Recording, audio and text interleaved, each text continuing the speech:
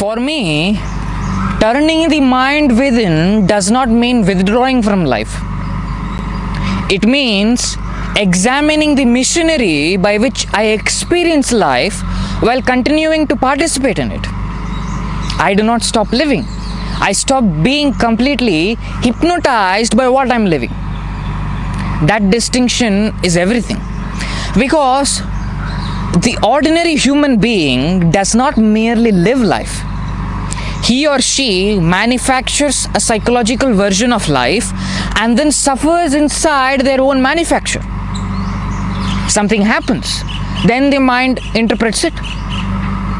Then the interpretation produces an emotion. Then the emotion produces a reaction. Then the reaction produces a consequence.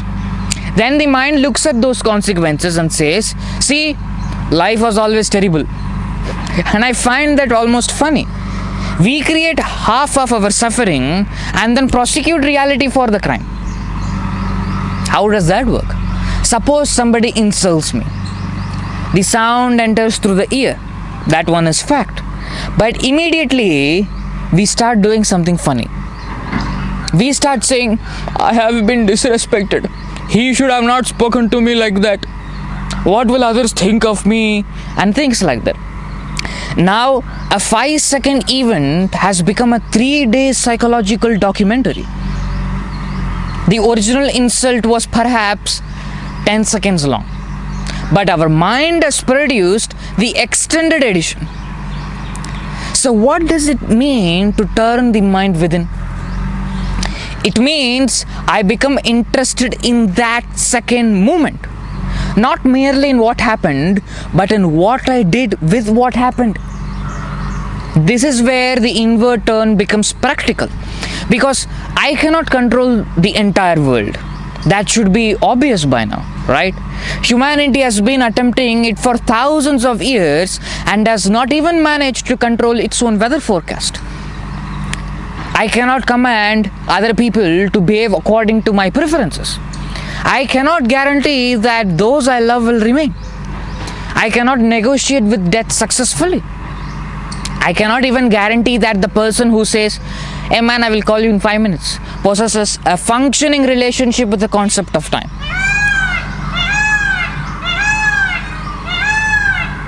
So if I want psychological stability, I must investigate the place where instability is actually being produced. And that place is mind. But here comes the paradox. If I turn inward too much, do I become impractical? Do I stop working? Do I stop caring? Do I sit in a room contemplating reality while my electricity connection is being disconnected? This is where many people misunderstand inwardness. They imagine that looking within means refusing to engage with the external world. For me, that is not wisdom. That is excuses. Only narrow-minded people give excuses when it comes to spirituality or wisdom. That is merely another form of avoidance. A person can run away from life while sitting perfectly still. He can call it detachment. He can call it peace. He can even give it a very impressive name. But if he is secretly terrified of ordinary life, then he is not transcended anything, or she has not transcended anything. She has simply changed the furniture in her prison. Turning the mind within is not escaping the world. It is seeing clearly what is happening in me while I remain in the world. Are you seeing what I'm seeing? I still work, I still eat, I still make decisions, I still make mistakes, I still experience disappointment. But here's the thing. I begin to notice. And noticing is more radical than it sounds. Suppose I'm jealous. Ordinarily, we say, he has something I do not have, or she has something I do not have. But if I turn within, I ask, what exactly is happening here? Right? We start noticing comparison. We start noticing insecurity. We notice the image we have created about ourselves. We notice the assumption that another person's success diminishes us. And then suddenly jealousy is no longer a mysterious force possessing us. It becomes an observable mechanism. This is tremendously important because what is observed can be examined. What is examined can lose some of its authority. And what loses its authority no longer has to dictate every moment. The mind becomes less of a tyrant and more of an object of investigation. For me, this is the practical value of philosophy.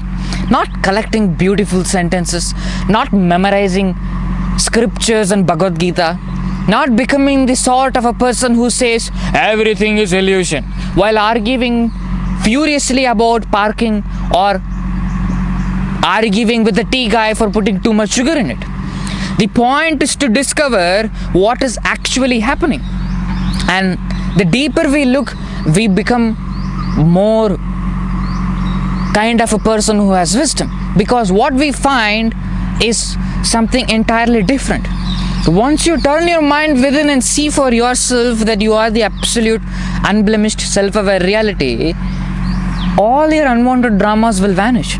Not because someone came and lifted it from you, simply because it's all your own creation. Turn your mind within and see that you are the awareness on which all this drama is happening, including your spiritual journey, including your worldly duties and all the blah blah blah stuff. Anything that you know happens on you and happens through you and not by you. Keep this in mind. You are not finding or searching for yourself. That is absolute narrow-minded. You are seeing things and searching things from yourself. This is the truth. And liberation is not for the person whom you think. Liberation is from the person whom you think. So don't be narrow-minded. Don't be fooled by following techniques and method. Turn your mind with enough of the drama. See for yourself that you have always been the awareness and nothing else apart from it.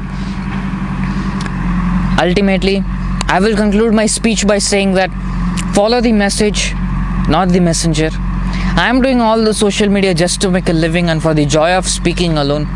You are the self-aware reality, which is the substratum of all, whether you like it or not or believe it or not. Thank you.